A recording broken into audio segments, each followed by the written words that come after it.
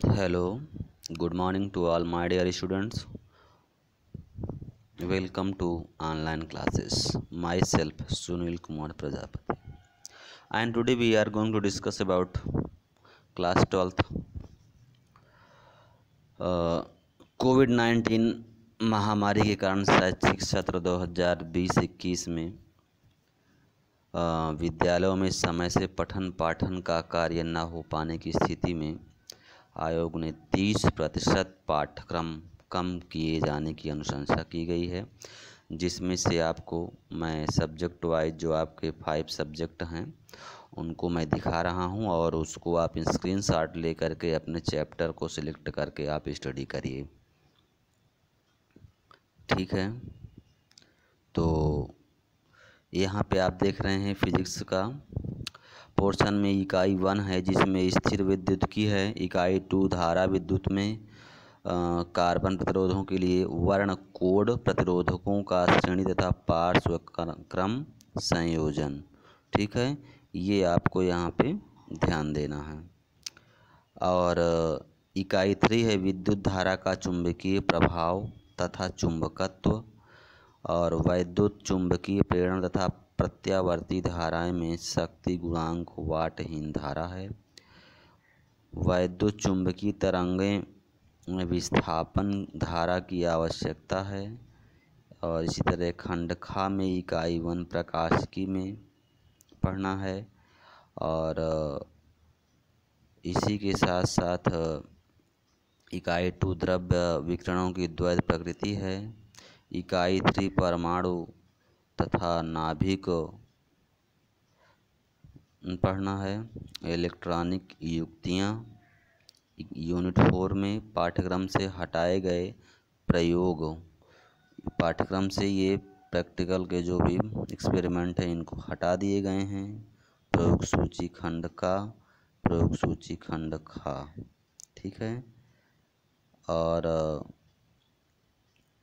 70% का पाठ्यक्रम निम्नवत है और 70 अंकों का एक प्रश्न पत्र होगा।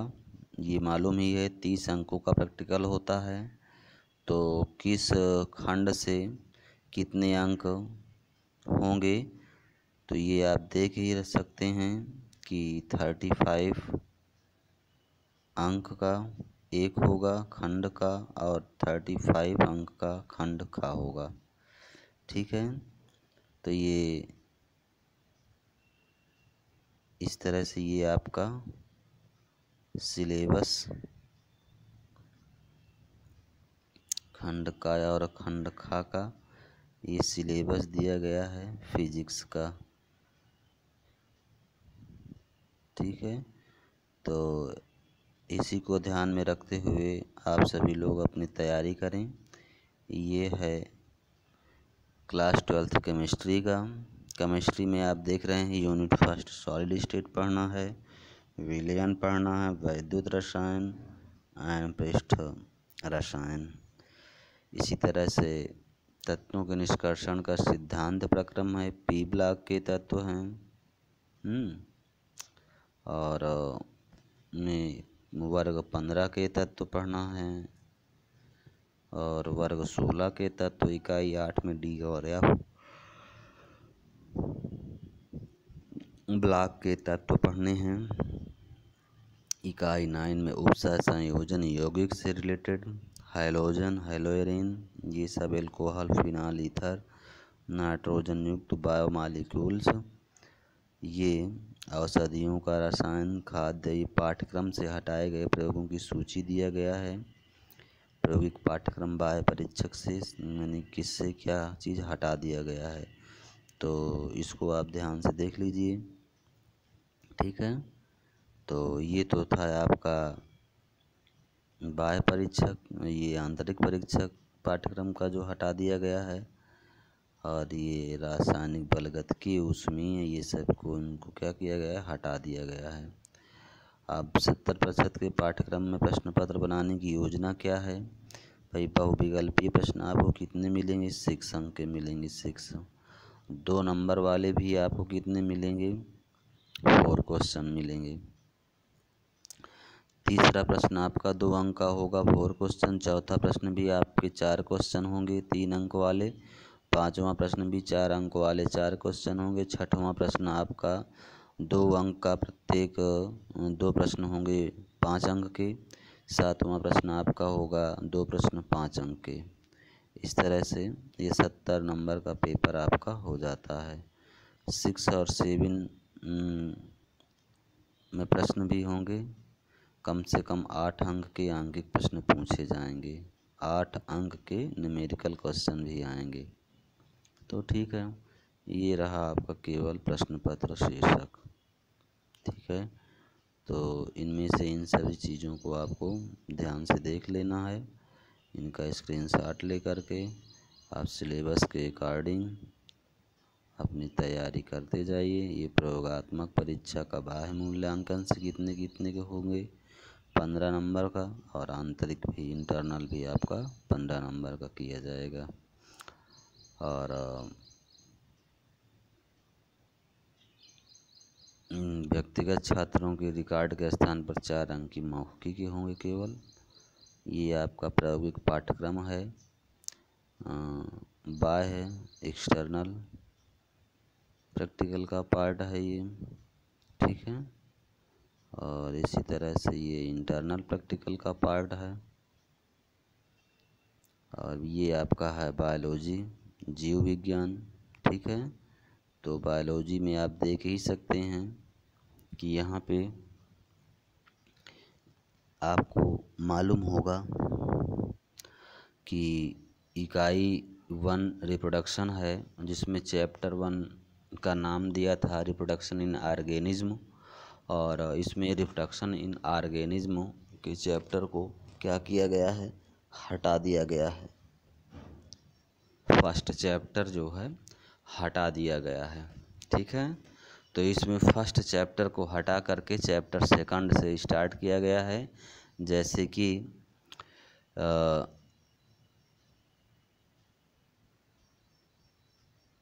इकाई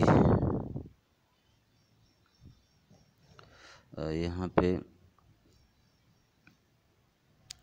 आप देख सकते हैं कि इकाई 1 में रिप्रोडक्शन दिया गया है, रिप्रोडक्शन इन ऑर्गेनिज्म।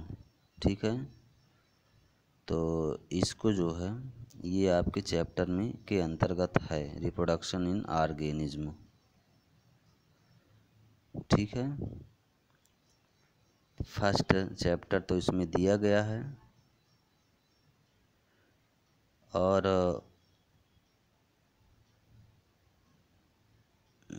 ये तो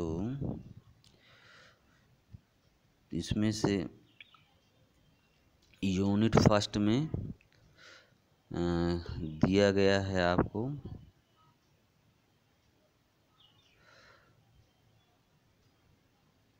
जीवों में जनन, एक चैप्टर दिया गया केवल। ठीक है, तो जीवों में जनन फर्स्ट चैप्टर ही आपको दिया गया है।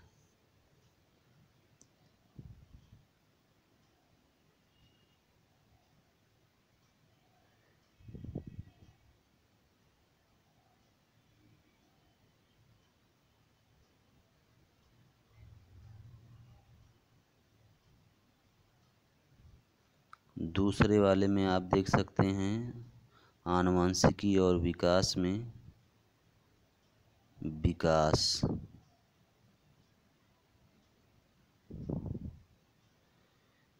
अनुशंसा की गई है 30%।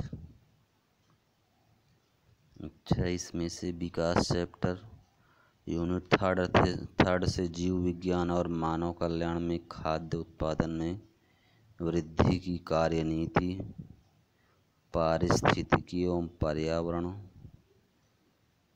पाठ्यक्रम से हटाए गए एक्सपेरिमेंट ये हैं, निम्नवत हैं।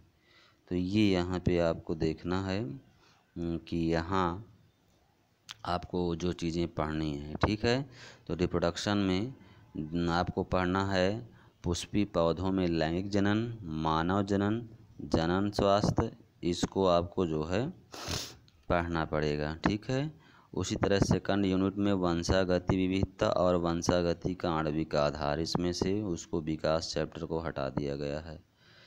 और ये है जीव विज्ञान और मानव कल्याण में मानव स्वास्थ्य और रोग, मानव कल्याण में सूक्ष्म जीव, घरेलू खाद्य उत्पादों में औद्योगिक उत्पादन, ठीक है, जैव प्रौद्योगिकी और उसके अनुप्रयोग।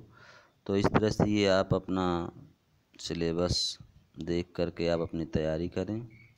ये पूरा आपका बायो का पार्ट है, ठीक है। तो किससे कैसे क्वेश्चंस आएंगे इसमें, ये आपको ध्यान रखना है। तो प्रिय बच्चों, ये क्लास 12th का सिलेबस था, इसी के अकॉर्डिंग आपको अपनी तैयारी कर। ये आप क्लास 12th की हिंदी है, हिंदी से ये चैप्टर हटा दिए गए हैं और 70% में आपको ऐसी चीज़ों का अध्ययन करना है।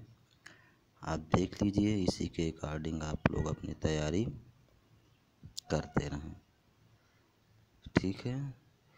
ये क्लास 12th की हिंदी है और ये सामान्य हिंदी है। सामान्य हिंदी के ये चैप्टर हटा दिए गए हैं और ये 70% का पाठ्यक्रम निम्नवत नीचे दिया गया है। इसको आप लोग स्क्रीनशॉट ले लीजिए और इसी के अकॉर्डिंग आप अपनी तैयारी करते रहें, ठीक। Thank you so much for watching this video.